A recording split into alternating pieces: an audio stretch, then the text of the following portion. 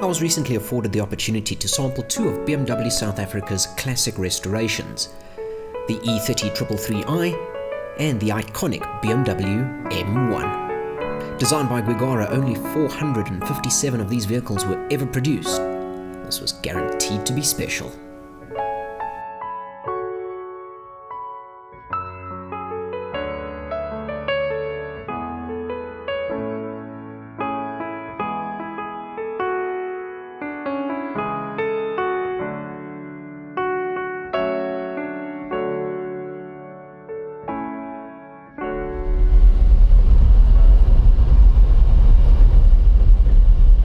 By no means on the ideal road here.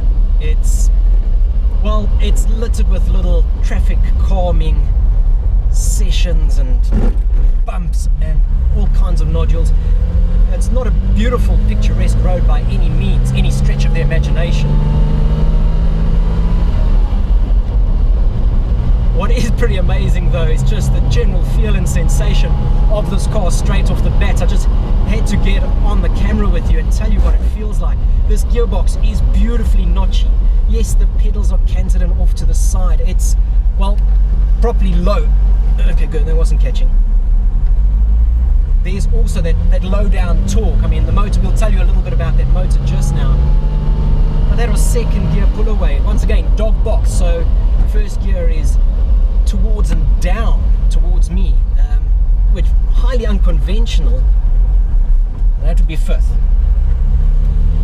Of course, a 5-speed manual gearbox with that dog leg first. But listen to that soundtrack, and it's coming from the right place, behind us. Mid-engine, the BMW M1. Only 457 of them ever produced. It was meant to be a homologation special, but before they could actually go and race it, well, the series was cancelled.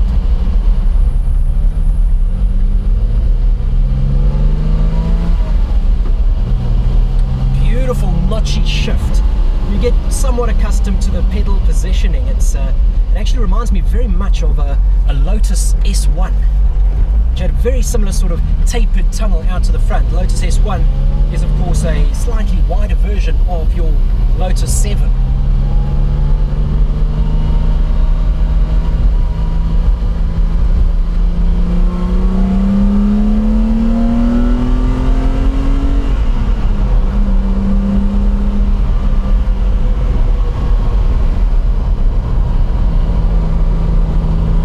Away, there's a distinct difference to the way that it feels and handles.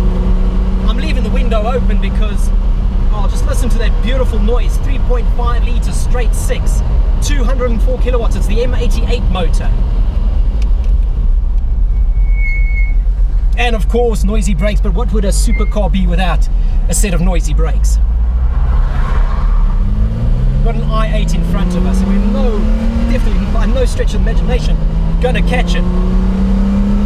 We could try.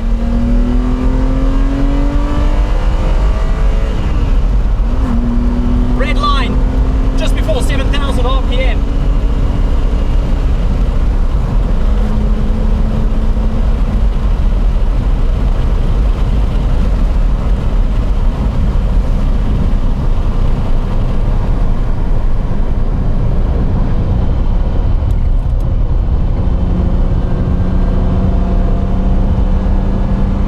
You can sort of feel the aerodynamics working. No, they weren't world class and quite subtle by the way that today's aerodynamics are considered.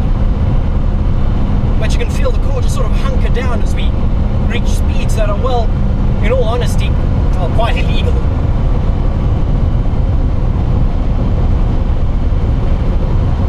You do feel how the nose gets a little bit light. You stop accelerating and it just starts to wander a little bit, track ever so slightly, but you can feel the weight's just here behind you. It's like, well, you got fat kids in the car.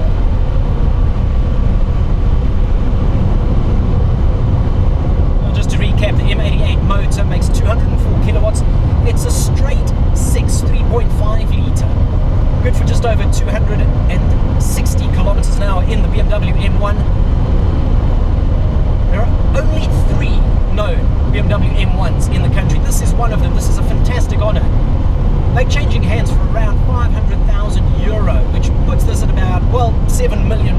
but it's not for sale. It certainly is a rare piece of machinery. 5-speed manual, dogleg first gear. Drive sent to the rear wheels. Individual throttle bodies, and that's that beautiful induction roar that you hear. Quieten it down there a little bit, change from 4th into 5th. Fantastic shift, I can't feel so proper. The interior, well, this interior is, well, a broom closet at best. In both its trimming and its space, because right here behind us, well, that's the glass for the windscreen. So, when last did you drive a little Nissan Champ? Same sort of vibe in here. Okay, except this leather actually feels like leather.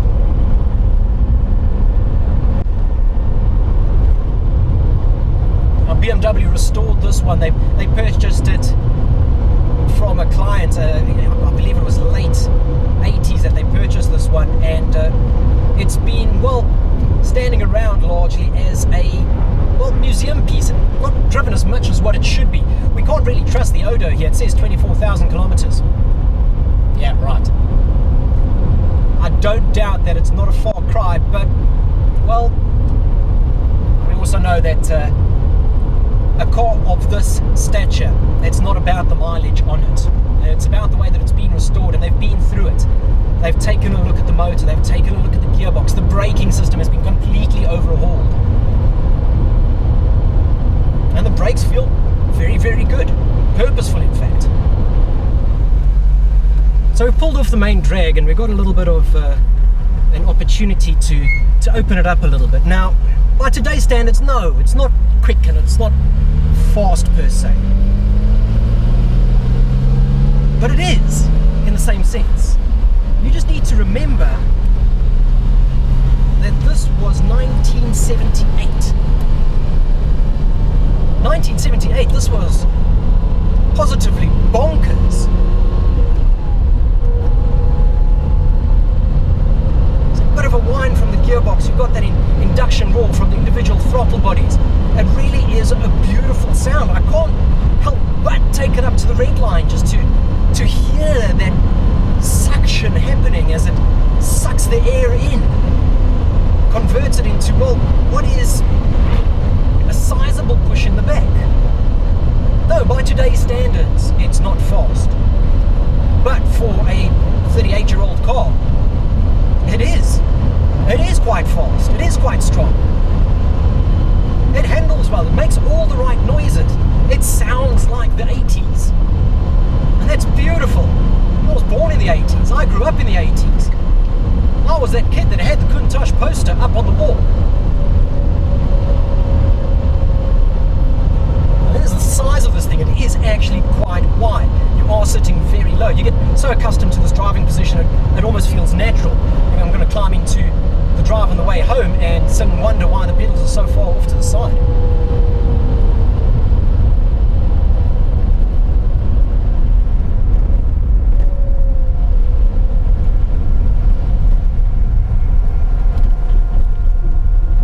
A certain amount of finesse with the controls. You can't just go there and bang it up and down the gears. There's a little bit of finesse needed, but it needs a firm handle. It's a little weird to describe because it's not sort of like an easy car to drive. You actually need to work at this. But there's a mechanical feel to it that I felt in the 333 and I'm feeling in this one now as well, even more so.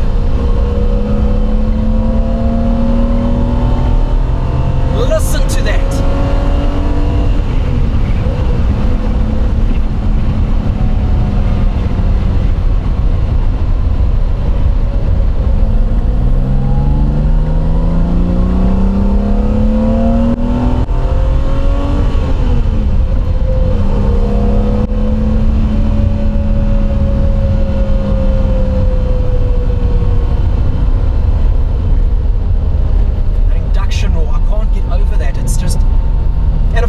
Because the pipeworks are considerably different.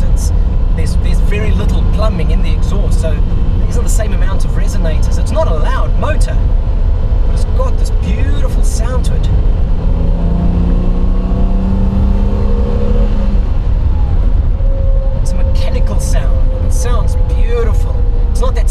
nice sound that we've become accustomed to in modern cars, that engineered V8 or straight 6 sound. You have to keep on reminding yourself though, not to get carried away. Technically this car is irreplaceable.